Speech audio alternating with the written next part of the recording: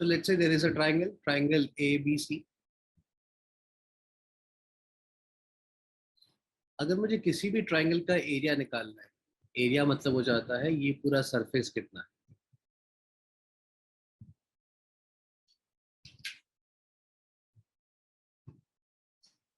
Right, अपन ने areas and volume जब डिस्कस किया था तो we talked about right what is the logical definition of area and what is the logical definition of volume. So अगर अपन किसी भी ट्राइंगल के एरिया की बात करते हैं मतलब वो सरफेस कितना है, राइट, दिस कंप्लीट सरफेस।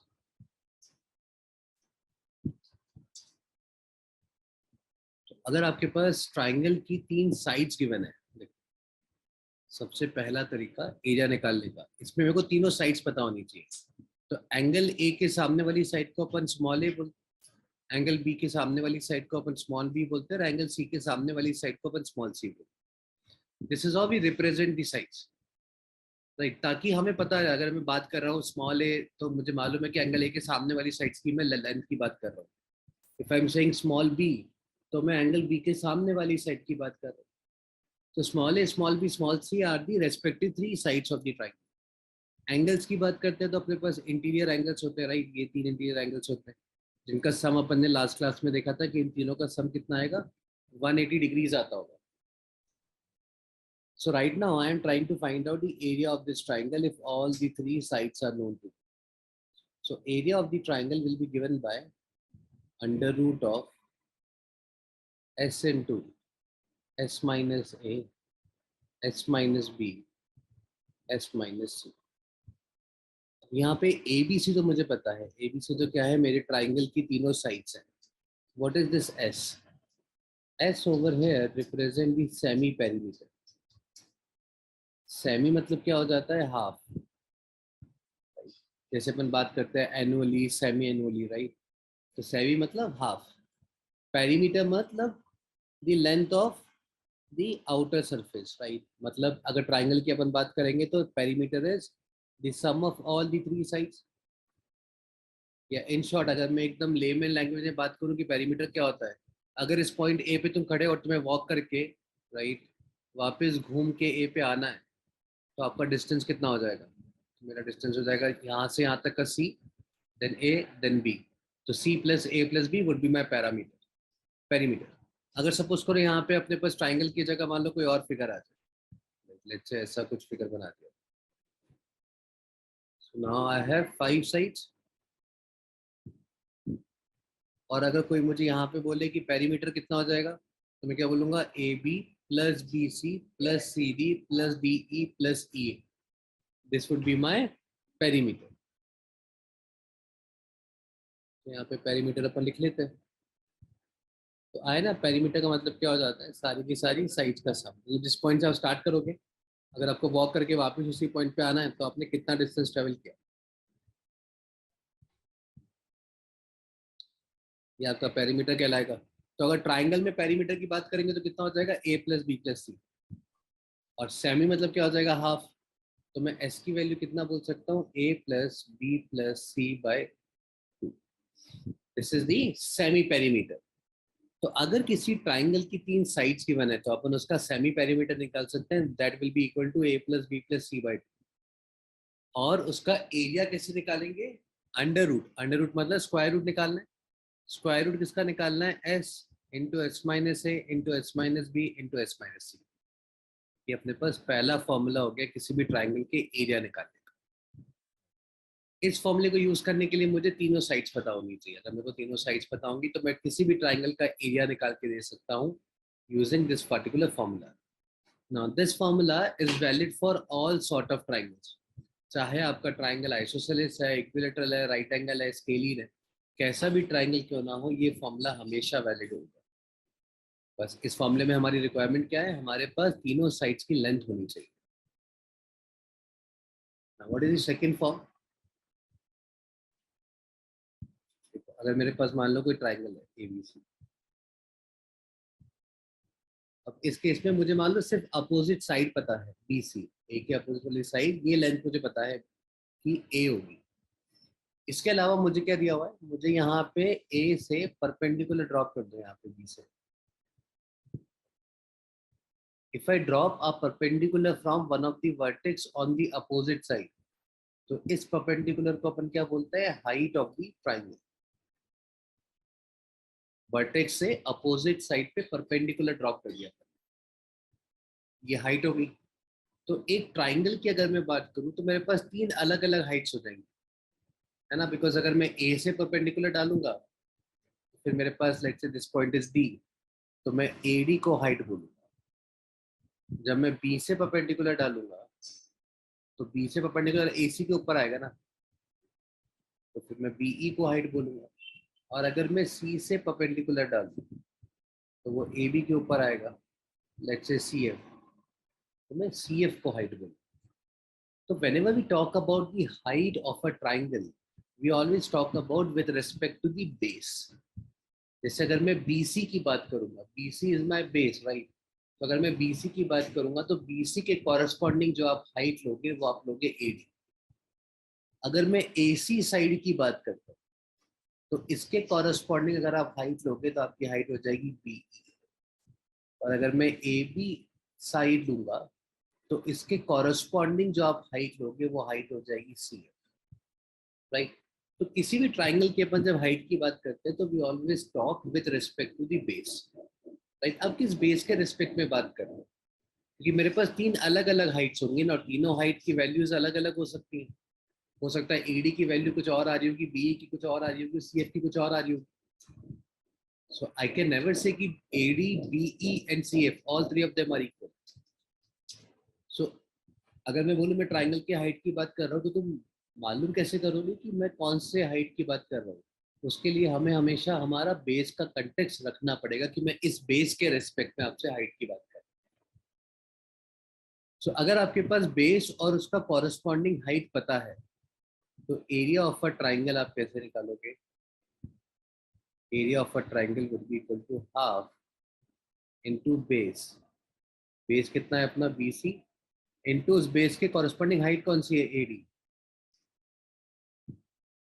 तो हाफ BC क्रॉस AD ये मुझे एरिया ऑफ द ट्राइंगल निकाल के दे देगा। या फिर आप ऐसे भी लिख सकते हो, half base of the triangle into height of the triangle. तो किसी भी ट्राइंगल का अगर अपन एरिया निकालेंगे तो एरिया हो जाएगा हाफ बेस इनटू हाइट। अब चाहे मैं ये वाला बेस लूं और ये वाली हाइट लूं, या फिर मैं AC बेस लूं और BE हाइट लूं, या फिर मैं AB बेस लूं और CF हाइट लूं, नो मैटर आप कौन सा बेस और हाइट का पेयर लेते हो, इस ट्राइंगल का एरिया तो यूनिक आएगा। इसका मतलब मैं कोई सा भी बेस और हाइट का पेयर लूं, मेरा एरिया जो है वो हमेशा सेम आ रहा होगा। So area is independent of what base and height pair you take. कोई सा भी ले लो, अपना आंसर सेम ही आएगा। तो ये अपने पास दो बेसिक तरीके हो गए कभी भी किसी भी ट्राइंगल का अगर अपन को एरिया कैलकुलेट करना है। पहला तरीका कौन सा हो गया अपने पास, जहाँ पे मेरे को तीनों साइड्स पता हो। This formula is also known as Heron's formula, right. तो कभी कभी शॉर्ट में अपन हीरोन्स फॉर्मूला बोल देते हैं। हीरोन्स फॉर्मूला के लिए मुझे अगर ट्राइंगल का एरिया निकालना है तो मुझे तीनों साइड्स पता होनी चाहिए। तीनों साइड्स पता होंगी तो मैं सेमी पेरीमीटर निकालूंगा, एस आ जाएगा। तो फिर मैं S-A, S-B, S-C निकाल के चारों का प्रोडक्ट कर दूंगा। चार टर्म्स कौन सी, S-A, S-B, S-C। जो वैल्यू आएगी उसका स्क्वायर रूट निकालूंगा तो मेरे पास एरिया निकल के आ जाएगा। सेकेंड, अगर मेरे पास बेस और हाइट का पेयर दे रखा है तो half base into height will also give me the area of the triangle. So मैं एग्जाम में कौन सा फॉर्मूला यूज करूंगा ये डिपेंड करेगा कि मुझे उस क्वेश्चन में गिवन क्या है, राइट। सिंपल सी बात है। अगर तीनों साइड्स गिवन होंगी तो ऑब्वियसली मैं हीरोज फॉर्मूला यूज करूंगा बिकॉज मुझे हाइट तो पता ही नहीं है। और अगर हाइट की बात कर रहा होगा तो मैं area of triangle half base into height से निकाल दूंगा। इन दोनों कंसेप्ट में राइट एरिया अपन कैसे कैसे कैलकुलेट करते हैं एक ट्राइंगल में, कुछ डाउट है तो बोलो, नहीं है तो will move on to the next example.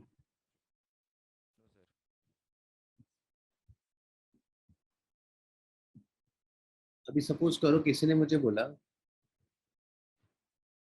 A triangle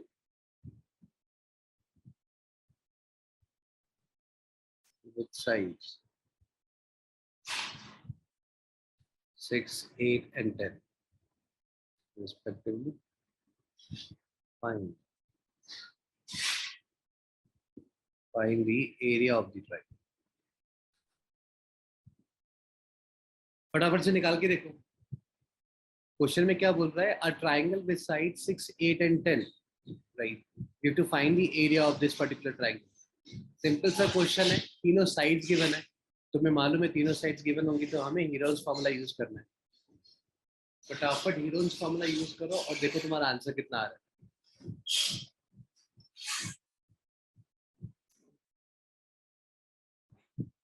इस पर्टिकुलर एग्जांपल में अपन को 3 साइड्स दी हुई है, तो सबसे पहले अपन एस निकाल लेंगे। एस कितना हो जाएगा देखो, 6 + 8 + 10 by 2। 6 + 8 is 14, 14 + 10 is 24, 24 by 2 is 12। So s minus a कितना हो जाएगा, let's say this is a, this is b, this is c, तो 12 minus 6, this is 6। s minus b is 12 minus 8, is 4। s minus c, 12 minus 10, that is 2। So area of the triangle will be given by under root of product of these 4 numbers. So 12 into 6 into 4 into 2. This would be 12, I can write as 6. So 6 into 6. So there would be one more 2 from 12. 2 into 2 is 4. Right? So I can rearrange the terms and I can write this as 6 into 6 into 4 into 4. 6 और 4 तो यहीं पे था। 12 में से मैंने एक 6 निकाला, यहाँ लिखा, और एक 2 को मैंने 2 के साथ में मल्टीप्लाई करके यहाँ लिख दिया। राइट? क्यों अपन फालतू में कैलकुलेशन करें पूरा मल्टीप्लाई करके, राइट? थोड़ा सा स्मार्टली अपन बिहेव कर रहे हैं यहाँ पे। एरिया अपना डायरेक्टली निकल जाएगा, है ना, परफेक्ट स्क्वायर है ना। तो अगर परफेक्ट स्क्वायर है तो मेरे को अंडर रूट करना है, तो मैं एक 6 बाहर निकाल दूंगा, एक 4 बाहर निकाल दूंगा। So 24 square units. This would be my area of this triangle. Now, इस ट्राइंगल में अगर मैं ऑब्जर्व करूं तो देखो मुझे कुछ इंटरेस्टिंग भी दिखेगा। 6, 8 और 10, 6, 8 और 10। अपने पास लार्जेस्ट साइड कौन सी है यहाँ पे? Largest side is 10। These are two smaller sides. So this is your H and this is your P and B. तो H स्क्वायर कितना हो रहा है देखो, 100। P स्क्वायर कितना हो रहा है, लेट्स से P में 6 को ले लेता हूँ तो 36। P स्क्वायर कितना हो रहा है, 8 का स्क्वायर 64।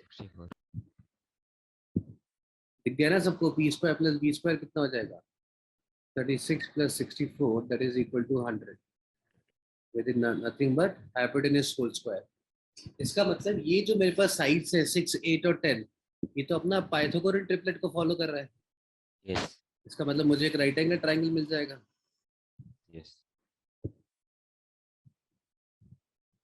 अब राइट एंगल ट्राइंगल में देखो, ये मेरे पास 3 अलग अलग साइड्स है, ये 6 हो गया, ये 8 हो गया, ये 10 हो गया। अब अगर मैं B से परपेंडिकुलर डालूं तो B से परपेंडिकुलर तो यहाँ पे आएगा ऐसा, तो ये बेस हो जाएगा, ये हाइट हो जाएगी, बट ये हाइट तो मुझे पता ही नहीं। अगर मैं A से परपेंडिकुलर डालूंगा BC के ऊपर, A से परपेंडिकुलर डालूंगा BC के ऊपर, वो तो देखो AB बन रहा है अपना, है ना। तो इस केस में जो मेरी हाइट है वो मेरी साइड ऑफ द ट्राइंगल ही बन रही है और कुछ नहीं बन रहा। यहाँ पे अगर मैं हाफ बेस इनटू हाइट लगाऊं, बेस कितना है अपना BC, Yes.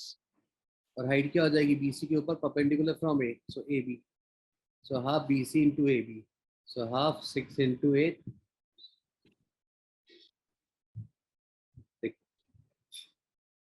तो इस पर्टिकुलर एग्जांपल में हाफ बेस इनटू हाइट भी लग जाएगा, क्यों? क्योंकि यहाँ पे एक राइट एंगल ट्राइंगल बन गया। अगर राइट एंगल ट्राइंगल नहीं बनता या कुछ और ट्राइंगल होता या एक स्केलिन ट्राइंगल होता, मतलब कुछ खास बात ही नहीं उस ट्राइंगल में, तब तो फिर मुझे हीरोन्स फार्मूला ही लगाना पड़ता। Yes, sir. अच्छा, कुछ कुछ ना अपन will play with the concept. अभी मीडियन के बारे में सुना है? मीडियन क्या होती है?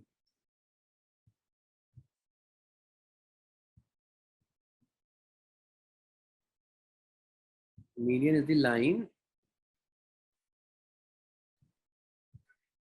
originating from, the vertex to the center of the opposite side. absolutely right, originating from the vertex to the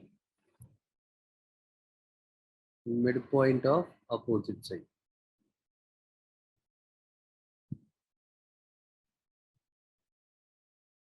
So in any triangle, no matter what the triangle is, let's say I draw a triangle, this is a triangle ABC. So in this triangle, if I start or if I draw a line from the vertex to the midpoint of the opposite side, let's say D is the midpoint of BC. So vertex को opposite side के midpoint से join कर, ये जो line बनेगी, ये line तुम्हारी median कहलाएगी, है ना? So एक triangle में 3 medians भी हो जाएंगे अपने पास, right? Yes. और 3 medians, क्या medians की length भी equal होगी? नहीं, right? No. वो medians अलग अलग होंगी. All the 3 medians will intersect at one point, और इस point को अपन centroid बोलते हैं. So what is a centroid? Centroid is basically the point of intersection of 3 medians. Right? तो मैं कोई सा भी triangle बना लूँ, right? चाहे वो scalene है, obtuse है, acute है, उसकी 3 medians तो हमेशा बनेंगी, right? और तीनों की तीनों medians का जो intersection होगा वो centroid होगा. अब मुझे एक बात बताओ सोच के, क्या कभी ऐसा हो सकता है किसी ट्राइंगल का सेंट्रोइड ट्राइंगल के बाहर आ जाए? अभी कैसे देखो, सेंट्रोइड ट्राइंगल के अंदर बन रहा है ना. So in this particular figure, right, in this particular triangle, the centroid is lying inside the triangle. So my question is it possible that the centroid might lie outside the triangle?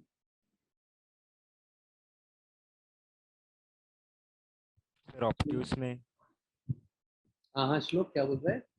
Obtuse angle triangle में. Optimus angle triangle में centroid बाहर चला जाएगा. Let's see. ये देखो अपना Optimus angle triangle कैसा बनता होगा, ऐसा कुछ दिखता होगा ऑप्टिमस एंगल ट्राइंगल, है ना? 90 से बड़ा होना चाहिए एंगल. यस. प्लॉट करके देखते हैं.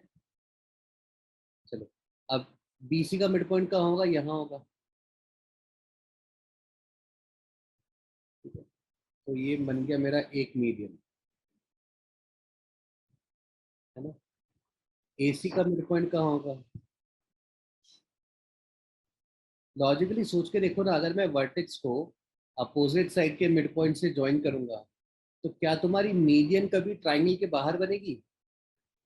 नो, नहीं हो रहा. नहीं बनेगी.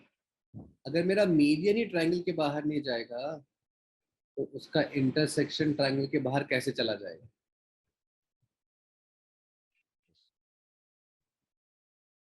यस और नो?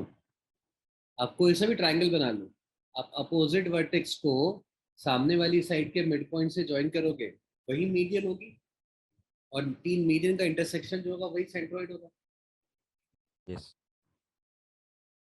तो अगर मेरी तीनों मीडियन से अंदर लाई करेगी हमेशा, तो मेरा सेंट्रोइड भी तो हमेशा अंदर लाई करेगा. तो यहाँ से मुझे एक चीज समझ में ये आ रही है कि यार कोई भी पॉइंट ऑफ इंटरसेक्शन है ना, वो ट्राइंगल से बाहर कब जाएगा? जब आपकी वो लाइन बाहर जाएगी. अगर 2 लाइन का कोई इंटरसेक्शन है या 3 लाइन का कोई इंटरसेक्शन है, अगर वो लाइन ही ट्राइंगल से बाहर नहीं जा रही है, तो फिर मेरा पॉइंट कहाँ से बाहर जाएगा? तो इसलिए अपन क्या बोलते हैं, राइट, हमेशा ध्यान रखो, ये सब बेसिक बेसिक फंडे होता है और बहुत दिक्कत होती है बच्चों को, तो ये सब बुक्स में तो लिखा हुआ रहता नहीं है. And that is where we find exams वगैरह में या कंपटीशन एग्जाम्स में, ओलंपियाड्स वगैरह में अपन फंस जाते हैं. तो सेंट्रोइड ऑलवेज लाई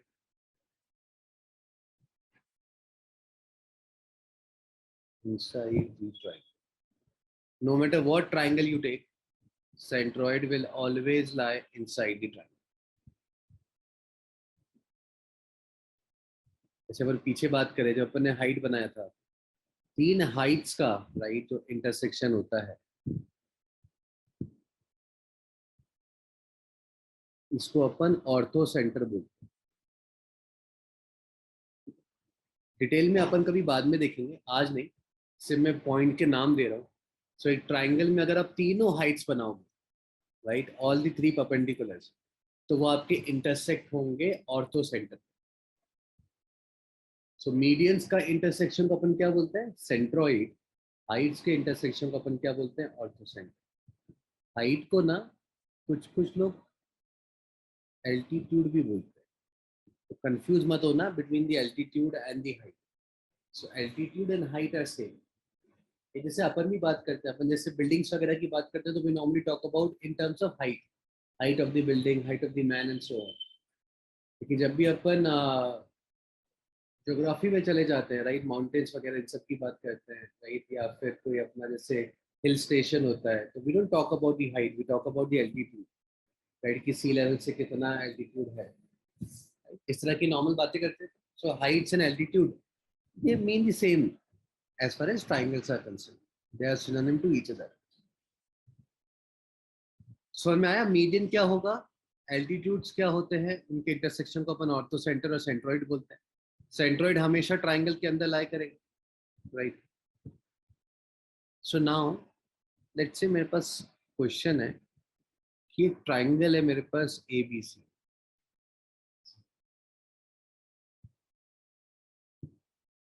और area of triangle A B C मुझे गिवन है। Let's say area of triangle A B C is x square units, ठीक है। सो इस ट्राइंगल का एरिया मुझे पता है x है। मैंने एक मीडियन बनाया ए डी। सो अभी तुम मुझे area of triangle A B D बता सकते हो कितना होगा in terms of x? So area of triangle A B C कितना दे रखा है? एक्स दे रखा है, राइट। मैं तुमसे पूछ रहा हूँ कि मैंने एक ए डी मीडियन बनाया है, तो मुझे ए बी डी ट्राइंगल का जो एरिया है वो बताना है इन टर्म्स ऑफ एक्स। तो सबसे पहले ये बताओ, एक बेसिक सा क्वेश्चन, आंसर एक्स से बड़ा होगा कि एक्स से छोटा होगा? छोटा होगा सर। ये तो बच्चों वाला क्वेश्चन है, छोटा होगा, बिकॉज ए बी सी बड़ा है और A B D is a part of it, right, a portion of it. तो Yes. अभी मेरा आंसर एक्स से छोटा होगा, कितना हो जाएगा यार? Sir, it will be x minus area of ADC. ठीक है, तो अगर x minus area of ADC बोलूंगा तो एडीसी का एरिया कितना हो जाएगा? अब मत बोलना sir x minus area of ABD, हाँ। नहीं ना? नहीं हाँ वो वही होगा ना एडीसी सर। तो अपन को पता ही नहीं है ना, तो मैं उसको यूज ही नहीं कर सकता हूँ यहाँ। हाँ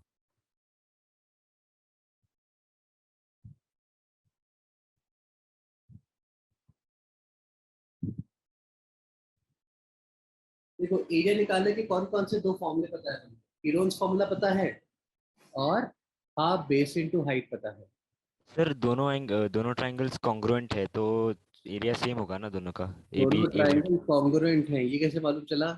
side angle side. Side angle side, कौन सा एंगल पता है देखो उस ट्राइंगल में?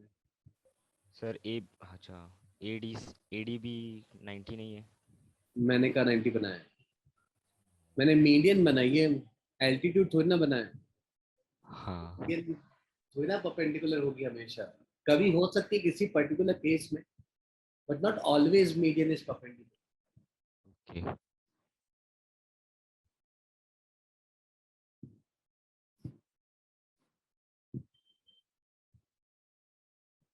तो सिर्फ दो साइड बोल सकता हूँ, so ऐसे तो कुछ होता नहीं है। Think in terms of area only. Area निकालने के दो ही फॉर्मूले हैं तुम्हारे पास, और देखो इस क्वेश्चन में भी एरिया पूछ रहा है, तो दोनों में से कौन सा वाला अप्रोच लगेगा सोच के देखते हैं। चलो, एक में मुझे चाहिए तीनों साइड्स, क्या तुम्हें तीनों साइड्स गिवन है?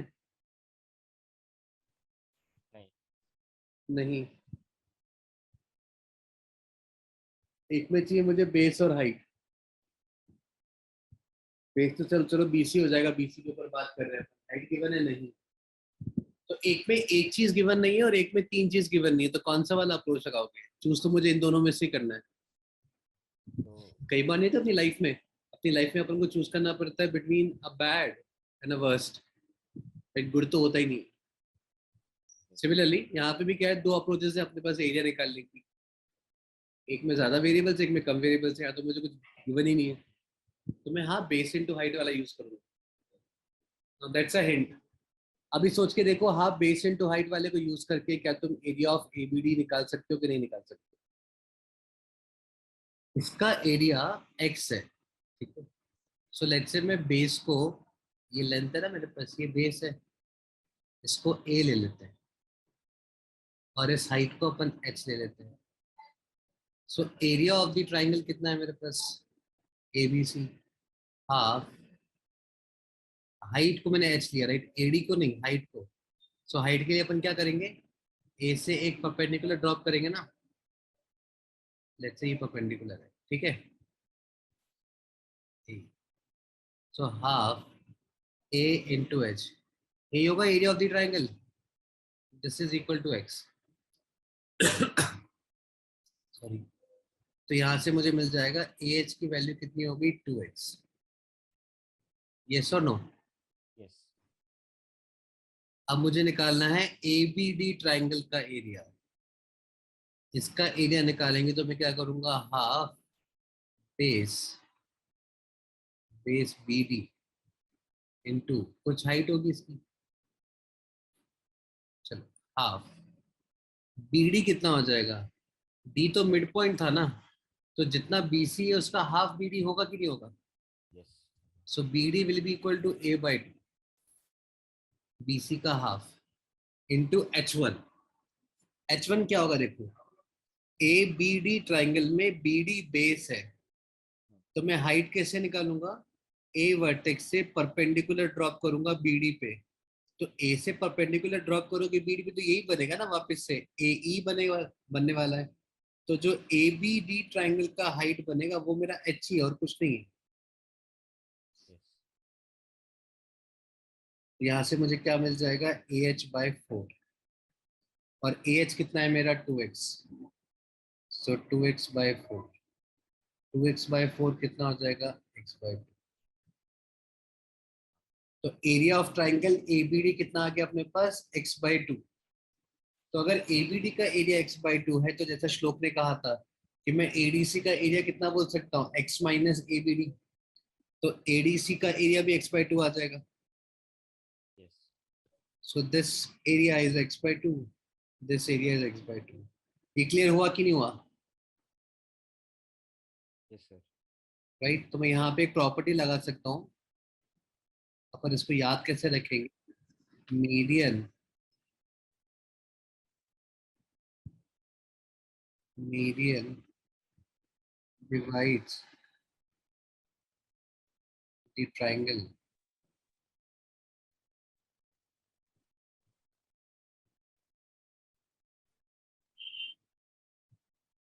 right, median divides the triangle into two equal halves or two equal areas। कैसे याद रखेंगे अपन, किसी भी ट्राइंगल की जो मीडियन है वो पूरे के पूरे एरिया को दो इक्वल पार्ट्स में डिवाइड करता है। अगर मैंने मीडियन बनाया यहाँ पे, तो ये एरिया हो जाएगा x/2 और ये एरिया भी हो जाएगा x/2। तो एक मीडियन ट्राइंगल को दो इक्वल एरियाज में डिवाइड कर देता है। यही अपना प्रॉपर्टी है, और यही अपना देखो यहाँ पे हम लोगों ने प्रूव किया कि एक median divides the triangle into two equal areas. तो अब यहाँ पे अगर अपन एक और एग्जांपल करें, लेट्स से अपने पास एक ट्राइंगल है, this triangle is triangle A B C. Now area of triangle A B C is being given as 24। मैंने एक मीडियन बनाया B D, then area of triangle B D C कितना हो जाएगा, फटाफट से बोलो, बी डी सी की वैल्यू कितनी हो जाएगी? 12. एबीसी का एरिया 24 है तो बीडीसी क्या हो जाएगा, मीडियन है, तो मीडियन दो इक्वल एरियाज में डिवाइड करेगा, तो जितना एरिया एबीडी का है उतना एरिया बीडीसी का है, और बीडीसी का एरिया क्या हो जाएगा, इसका हाफ। Yes. ये होगा कि नहीं होगा? तो अगर सपोज करो मैंने डी से एक मीडियन बना दिया, दिस इज ई। अगर कोई तुमसे पूछे area of triangle, triangle B D E, तो बी डी ई का एरिया कितना हो जाएगा? देखो पिंक 6. वाले का एरिया 24 था, इसने हाफ किया तो इसका एरिया 12 हो गया। अब ये भी एक मीडियन है तो इसका एरिया कितना हो जाएगा, 6 हो जाएगा, बिल्कुल हाफ। लाइक वेरी गुड श्लोक। तो अपना आंसर कितना हो जाएगा, ट्राइंगल बीडीई का area of the triangle BDE would be 6।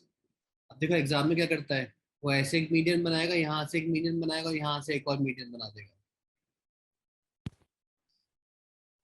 है ना, और बोल देगा कि भैया मुझे बताओ एरिया ऑफ ट्राइंगल बीसीई कितना हो रहा है।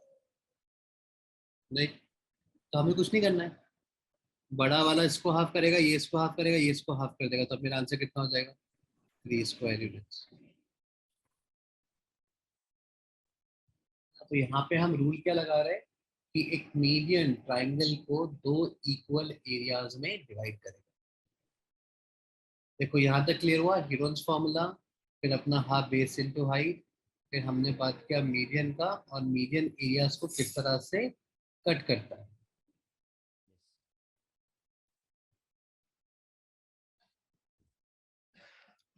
Yes.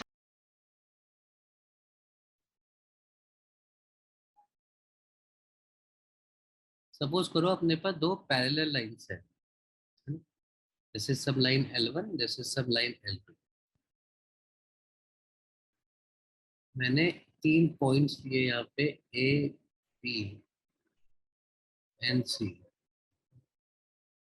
और क्या किस तरह से लिए, A B is equal to B C. So A B is equal to B C, मतलब मैं ऐसा भी बोल सकता हूँ ना, B is the mid point. बात तो वही है।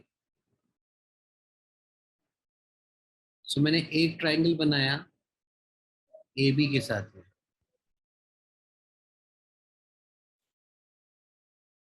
ठीक है, ये ट्राइंगल ए ई बी, और एक ट्राइंगल मैंने बनाया बी सी के साथ में, let's say this is F, ठीक है। So area of triangle A B E and area of triangle B C F, which one is larger और स्मॉलर? Sir, दोनों में कंपेयर से करना है अपन को कि इन दोनों ट्राइंगल में से यहाँ पे मैं क्या साइन लगाऊं, larger than, less than, equal to, या फिर can not be determined. 4 option ले लो ताकि तुम्हारे पास रहेगा। ये लगाओ, ये लगाओ, सर इक्वल होगा।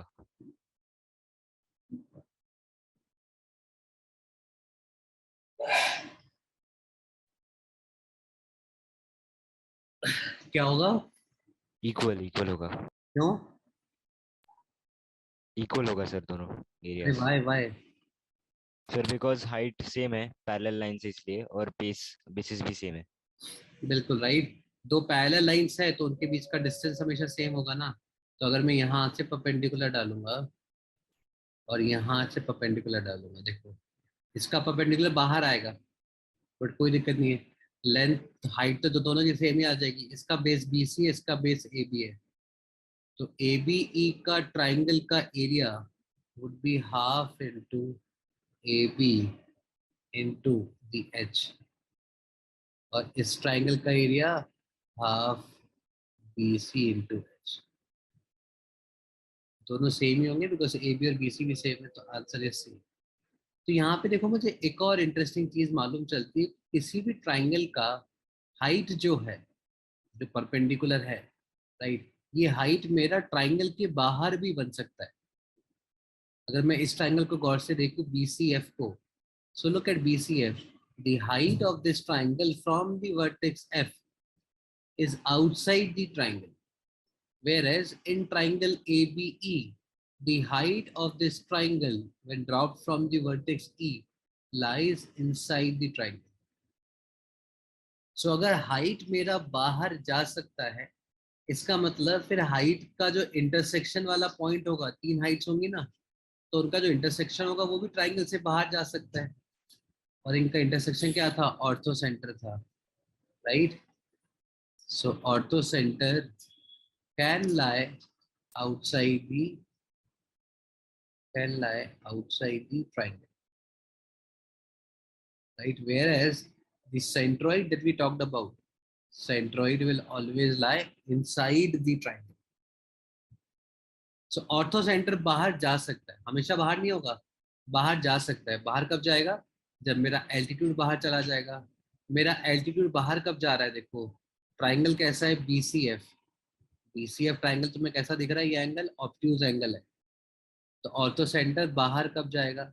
हमेशा ध्यान रखना, ऑब्ट्यूज एंगल ट्राइंगल जब होगा तब तुम्हारा ऑर्थो सेंटर जो है वो ट्राइंगल के बाहर जा चुका होगा.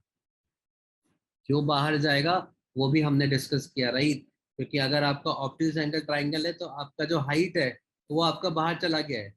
और अगर हाइट बाहर चला गया है तो 3 हाइट का जो पॉइंट ऑफ इंटरसेक्शन होगा, point of intersection will lie on the height itself. तो अगर लाइन ही बाहर है तो उसका पॉइंट ऑफ इंटरसेक्शन भी बाहर ही लाई करेगा. तो ऑप्टिक्स एंगल ट्राइंगल में ऑर्थो सेंटर बाहर चला जाता है. अच्छा एक सिंपल सा क्वेश्चन का आंसर बताओ. If I talk about right angle triangle तो ऑर्थो सेंटर कहाँ होता है?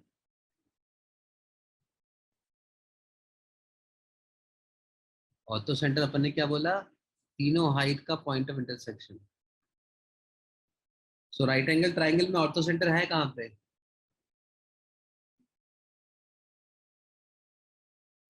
सर ये ए बी बी होगा जहाँ पे राइट एंगल है वहाँ पे होगा. बिल्कुल राइट. ऑर्थो सेंटर क्या है तुम्हारा? राइट एंगल वाला वर्टेक्स ही है. तो राइट एंगल ट्राइंगल में अपना ऑर्थो सेंटर ट्राइंगल के ऊपर चला जाता है, ऑप्टिक्स में बाहर चला जाता है, एक्यूट में अंदर रहता है. क्यों? क्योंकि देखो अगर मैं यहाँ पे हाइट्स बनाऊं, ए से हाइट बनाओगे तो ए भी एक मेरी हाइट है, सी से हाइट बनाओगे ए बी पे तो ये भी मेरी हाइट है, बी से हाइट बनाओगे तो ये मेरी हाइट है. ये तीनों लाइंस जिन पे मैंने डबल टिक लगाया है, ये तीनों लाइंस कहाँ पे इंटरसेक्ट कर रही है? ये तो इन तीनों का intersection. So point B is nothing but the ortho center. So obtuse angle triangle में ऑर्थो सेंटर जहाँ बाहर भाग जाएगा ना, वहीं पे राइट एंगल ट्राइंगल में वो राइट एंगल वाले वर्टेक्स पे रहेगा. और अगर एक्यूट एंगल ट्राइंगल होगा तो एक्यूट एंगल ट्राइंगल में वो अंदर आ जाएगा.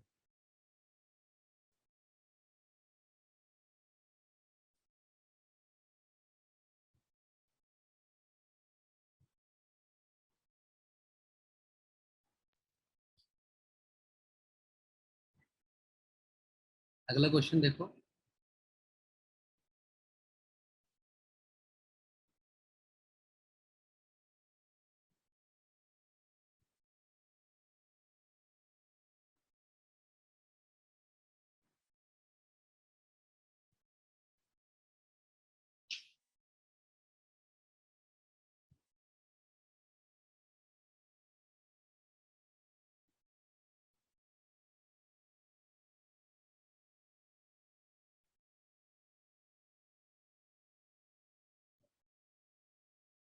देखो हमें इस क्वेश्चन में क्या दिया हुआ है?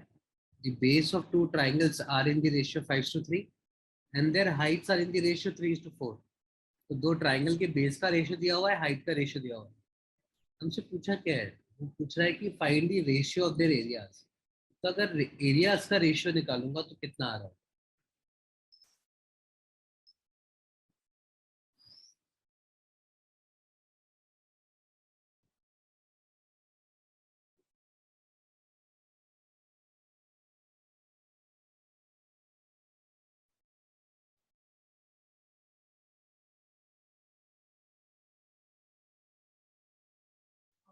5:4.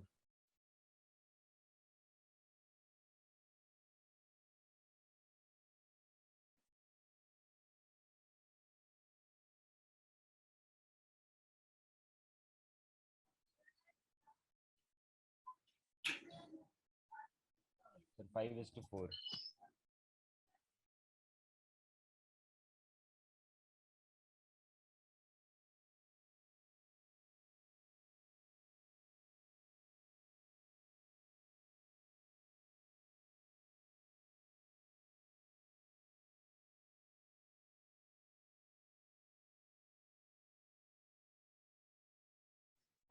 हाँ श्लोक, क्या बोल रहे थे बेटा?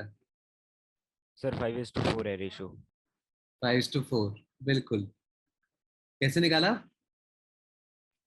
Sir area half into base into height है, तो मैंने वही यूज किया, 5x और 3x लिया, और half into 5x into 3x, same with the other triangle, और फिर उसे रेश। रेशियो निकाल दिया। तो मैं ऐसा बोल सकता हूँ ना, एरिया ऑफ अ ट्राइंगल, पहले वाले ट्राइंगल का एरिया कितना होगा? A1 होगा तो हाफ B1H1 होगा, और A2 यस। क्या होगा? हाफ B2H2 होगा। यस। इन दोनों का रेशियो निकालना है तो A1/A2 कर दूंगा।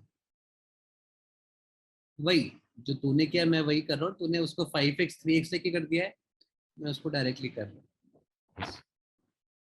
अप्रोच सेम ही है अपन दोनों का। तो अब B1/B2 लिख दूंगा मैं इसको, इंटू H1/H2। B1/B2 का मतलब क्या हो गया? बेस का रेशियो। बेस का रेशियो कितना है अपने पास? 5/3। और हाइट का रेशियो कितना है? 3/4। तो अपना आंसर कितना हो जाएगा? यस। राइट, 5:4 अपना एरिया होगा।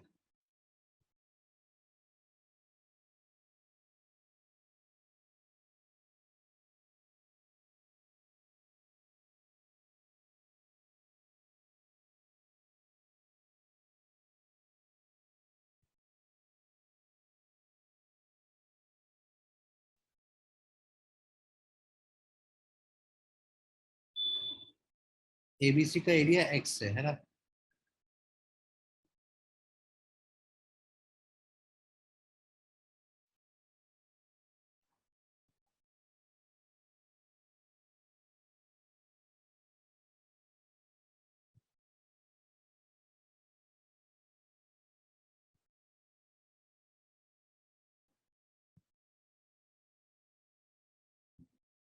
देखो इसको ट्राई करो, बहुत अच्छा क्वेश्चन है।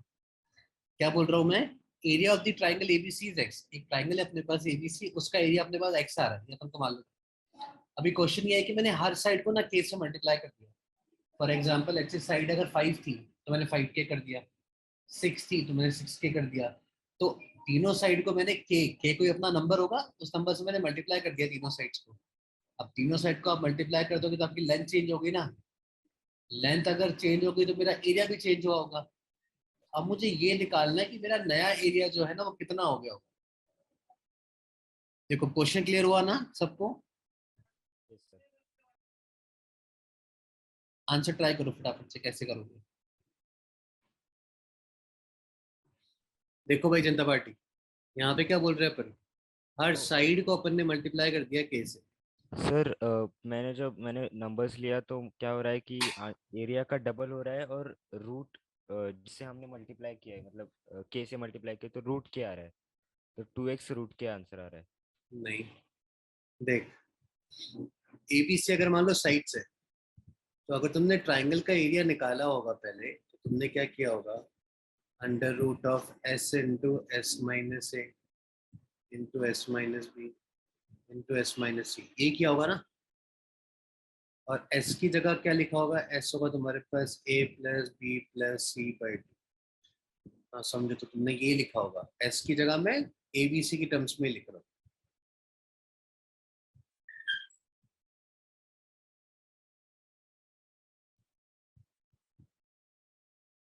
समझने के लिए देखो, ये निकाला होगा हमने जब अपने एरिया किया होगा, उसका स्क्वायर रूट, और ये निकाला होगा तो यही एक्स आया होगा। अब मैं क्या बोल रहा हूँ, मैंने सारी साइड्स को के से मल्टीप्लाई कर दिया। तो अब मेरे पास जो ट्राइंगल है वो क्या बन गया? KA, KB, KC, है ना? तो अब मैं जब मेरा एरिया निकालूंगा, मैं A1 बोलता हूँ इस एरिया को, मैं क्या करूंगा? S निकालूंगा। S क्या होगा? इन तीनों का सम। So KA plus KB plus KC by 2. फिर S तो यही है ना, S माइनस A कितना हो जाएगा K, फिर K plus KB plus KC, ये S है, S minus other side KB, और एक और टर्म आ रही है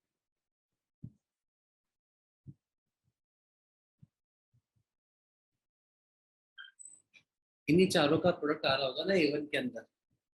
अब देखो गौर से देखो यहाँ पे, इस पहले वाले के अंदर से मैं K बाहर निकाल सकता हूँ, K कॉमन निकाल लूंगा तो अंदर क्या बचेगा A plus B plus C by two.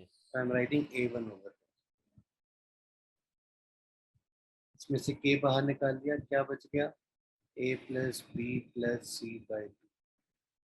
इसमें से भी देखो हर टर्म में से K कॉमन निकाल सकते हो, क्या बच जाएगा A plus B plus C by two minus A।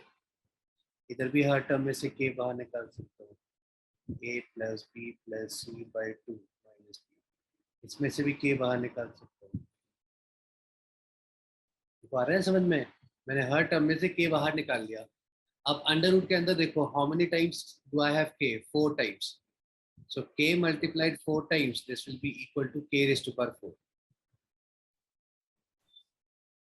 है ना श्लोक? Yes sir. तो मेरे पास बन जाएगा K raised to power 4 into A plus B plus C by 2 and so on. ये सब टर्म्स आ जाएंगी, minus A minus B and minus C।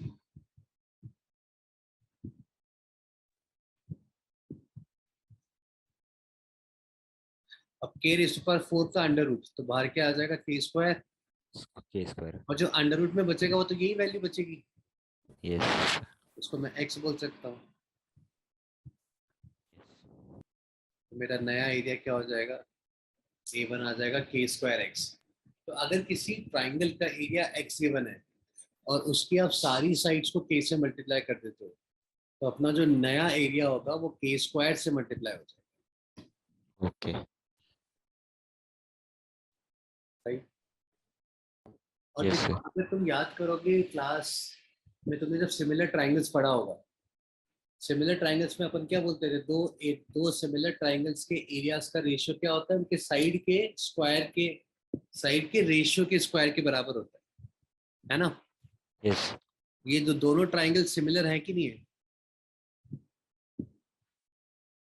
Similar है ना, साइड्स का हाँ सर, रेशियो सिमिलर है, रेशियो सेम। सिमिलर है, तो इनका जो एरिया होगा तो x अपॉन A1, इसका एरिया x है, इसका एरिया A1 है, क्या होगा साइड के रेशियो के स्क्वायर के बराबर होगा। सो A अपॉन K का होल स्क्वायर, तो 1 अपॉन K स्क्वायर, यहाँ से सिंप्लीफाई कर लो तो A1 कितना हो जाएगा K square, K square x। देखो वही मिल गया ना मुझे, राइट। तो यस अगर सर। मैं सिमिलर ट्राइंगल यूज करूँ तो मैं डायरेक्टली भी आंसर निकाल सकता था, बट यहाँ पे अपन एरिया ऑफ अ ट्राइंगल की बात कर रहे हैं आज, राइट। आज अपन हीरोन्स फार्मूला और हाफ बेस इनटू हाइट को यूज कर रहे हैं।